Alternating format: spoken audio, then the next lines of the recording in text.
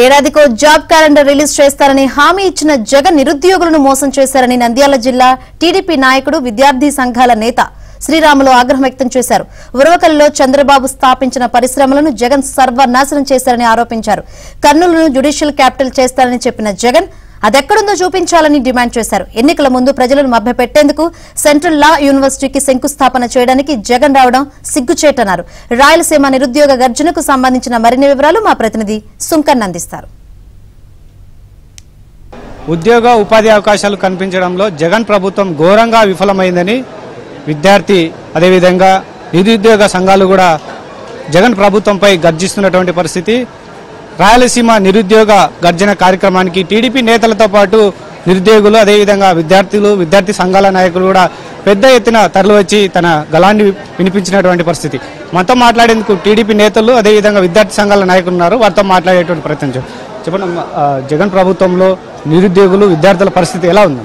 జగన్మోహన్ రెడ్డి అధికారంలోకి రాకముందు నేను అధికారంలోకి వస్తే 2,30,000 ఉద్యోగాలు భర్తీ చేస్తాను, అలాగే ప్రతి సంవత్సరం జాబ్ క్యాలెండర్ జనవరిలోనే ఇస్తానని హామీ ఇవ్వడం జరిగింది. అధికారంలోకి వచ్చిన తర్వాత ఆయన 5 జనవరిలు పోయినాయి, ఇంతవరకు ఒక జాబ్ క్యాలెండర్ కూడా లేదు. అంతేకాకుండా ముఖ్యంగా ఇప్పుడు ఎలక్షన్లు దగ్గరికి వస్తూ ఉన్నాయి, 40 రోజుల్లో ఎలక్షన్లు ఉన్నాయని ఇప్పుడు ఆయన మరి 6,000 డిఎస్సి పోస్టులకు నోటిఫికేషన్ ఇవ్వడం జరిగింది. అంటే దీన్ని బట్టి మళ్ళీ ఒకసారి నిరుద్యోగులను మోసం చేయడానికే, నిరుద్యోగుల ఓట్లు దండుకోవడానికే మళ్ళీ ఒకసారి ఎత్తేస్తా ఉన్నారు. దీన్ని నిరుద్యోగులంతా గమనిస్తా ఉన్నారు. చంద్రబాబు నాయుడు గారు ముఖ్యమంత్రిగా ఉన్నప్పుడే మా పాణ్యం నియోజకవర్గానికి ఓర్వకండ్లో ఇండస్ట్రియల్ హబ్ తీసుకొని వచ్చి అక్కడ సోలార్ పవర్ పార్క్ అయితేనేమి, ఎయిర్పోర్ట్ అయితేనేమి, జైరాజ్ ఇస్పాత్ ఉక్కు పరిశ్రమ అయితేనేమి, డిఆర్డీఓ అయితేనేమి, ఇవన్నీ వచ్చినాయంటే గత తెలుగుదేశం ప్రభుత్వంలోనే.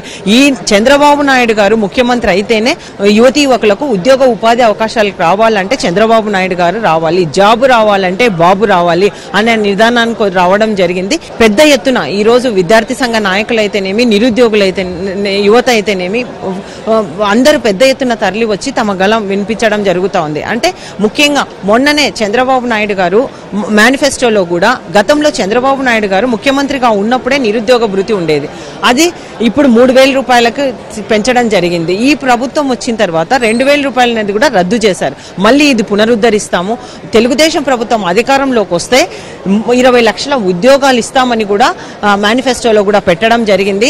అంతేకాకుండా ఇప్పుడు ఇంటర్ పూర్తయిన విద్యార్థిని అమ్మాయిల కోసం కూడా కళలకు రెక్కలు అనే కార్యక్రమం, అంటే దీనికి కూడా కొత్త స్కీమ్ కూడా శ్రీకారం చుట్టడం జరిగింది. ఎందుకంటే చాలా మంది అమ్మాయిలు ఇంటర్ పూర్తయితేనే చదువుకు ఆర్థిక పరిస్థితుల వల్ల చదువుకోలేకపోతా ఉన్నారు. కాబట్టి అటువంటి వారికి కూడా వాళ్ళ కళలను అనగదొక్కకుండా, వాళ్ళ కళలను అణచివేసుకోకుండా తెలుగుదేశం ప్రభుత్వము జనసేన ఉమ్మడి పార్టీ ఆధ్వర్యంలో వాళ్ళకి బ్యాంకు ద్వారా లోన్ ఇప్పించడం కానీ, వాళ్ళకి ఆర్థికంగా ముందుకు తీసుకెళ్లి వాళ్ళను విదేశాలకు చదవడానికి కూడా అవకాశం కల్పించేలా ఈ కార్యక్రమాన్ని కూడా శ్రీకారం చుట్టడం జరిగింది. కాబట్టి ఏది వచ్చినా ఏది చేసినా తెలుగుదేశం ప్రభుత్వమే చేయగలుగుతుందన్న నమ్మకం ఈ రోజు నిరుద్యోగులతో అయితేనేమి, యువతలో అయితేనేమి ఉంది. ప్రభుత్వానికి అనుగుణంగా 4 ఏళ్ల పాటు కార్యక్రమాలు చేపట్టారు. ఇప్పుడు మళ్ళీ రాయలసీమ నిరుద్యోగ గర్జన చేపట్టారు.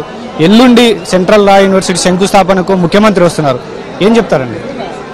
ఈరోజు మేము గతంలో కర్నూలులో న్యాయ రాజధాని ఏర్పాటు చేస్తామంటే పెద్ద ఎత్తున జగన్మోహన్ రెడ్డికి మద్దతు తెలిపారు. కానీ జగన్మోహన్ రెడ్డి గారు 3 రాజధానుల బిల్లును ఉపసంహరించుకోవడం జరిగింది.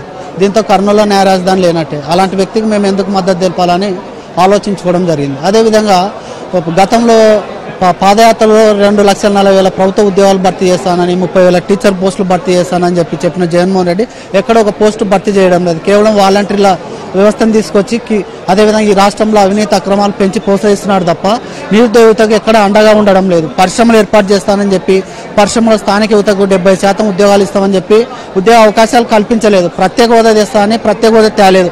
అదేవిధంగా రాయలసీమలో కరువు నివారణ కోసం సాగునీటి తాగునీటి ప్రాజెక్టులు తెస్తానన్న జగన్మోహన్ రెడ్డి గతంలో చంద్రబాబు నాయుడు డిపిఆర్ ఇచ్చి అదేవిధంగా పరిపాలన అనుమతులు ఇచ్చి గుండ్రేవుల ప్రాజెక్టు నిధులు కేటాయిస్తే ఈరోజు జగన్మోహన్ రెడ్డి గారు ఆ ఊసే లేదు, వేదవతి ప్రాజెక్టు లేదు, సమాంతర కాలువ గురించి మాట్లాడడం లేదు, రాయలసీమ సాగునీటి ప్రాజెక్టుల గురించి మాట్లాడడం లేదు. కాబట్టి జగన్మోహన్ రెడ్డికి వ్యతిరేకంగా రానున్న ఎన్నికల్లో మేము పనిచేయాలని, జగన్మోహన్ రెడ్డికి రానున్న ఎన్నికల్లో బుద్ధి చెప్పాలని మేము నిర్ణయించుకోవడం జరిగింది. కెమెరా పర్సన్ సురేంద్ర బాబుతో సుంకన్న, ఏబిఎన్ ఆంధ్రజ్యోతి.